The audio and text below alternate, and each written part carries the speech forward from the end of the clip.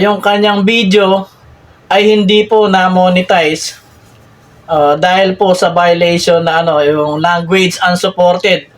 Ibig pong sabihin,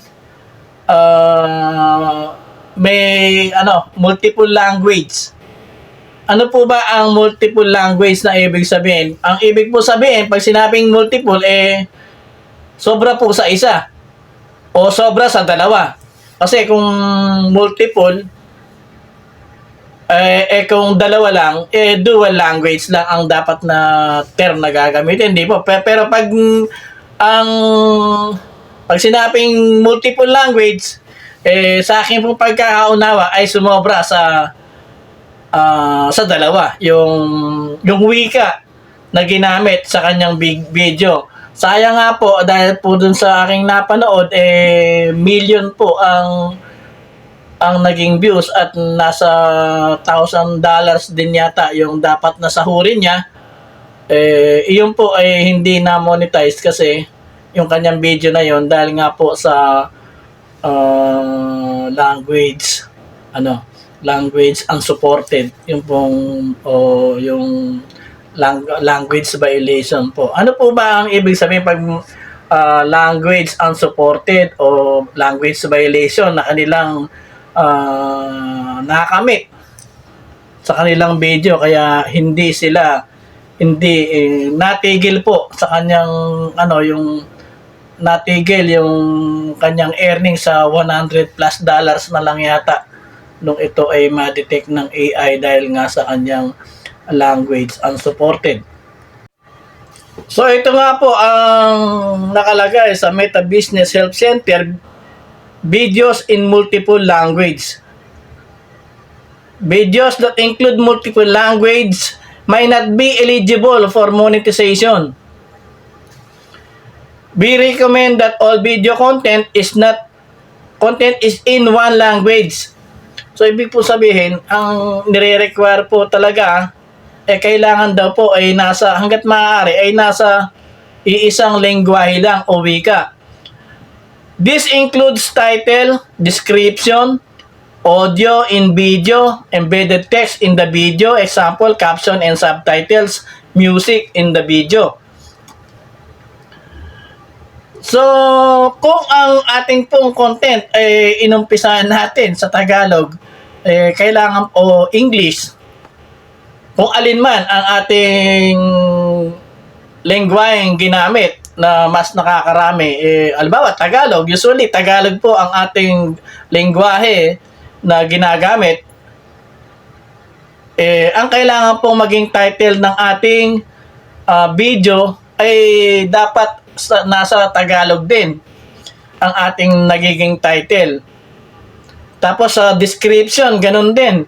Yung sa description, kung ano yung description na nakalagay o ang nilalaman ng ating video. Dito po kasi minsan sa description tayo, yung iba po hindi po kasi masyadong naglalagay ng sa description. Ang nilalagay lang nila sa description yung mga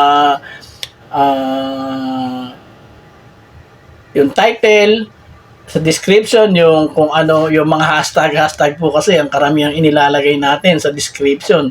Hindi po natin inilalagay yung iba kung ano ang nilalaman mismo. Sa description po kasi dapat makikita kung ano ang nilalaman ng iyong video.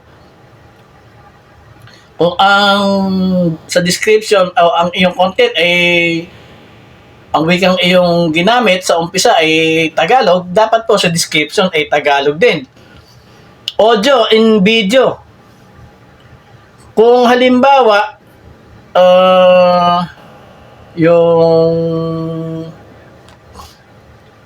nga po, halimbawa may music in the video. Ito, nandito rin pala yung music in the video. Dapat, din, Tagalog din.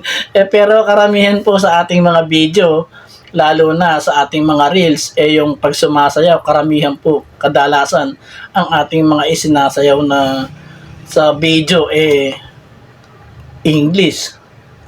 So, ang aking pong panunuri rito, kung halimbawa, Tagalog, at saka, English, yung, halimbawa, sumasayaw tayo, English,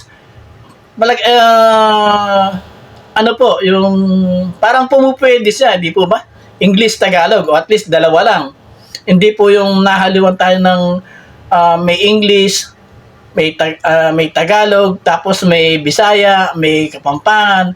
Yun po, siguro yun ang sinasabing, yun nga, ang pagkakaalam ko, multiple language po yun na maituturing. Example of videos include more than one language. Dito sinabi niya more than one language Pag more than one language, pero yung dalawa, dual language lang yun. Pag multiple, example of videos that include more than one language. Pag multiple, yung sumobra na sa dalawa yun, ang sa aking pagkakaalam. A video with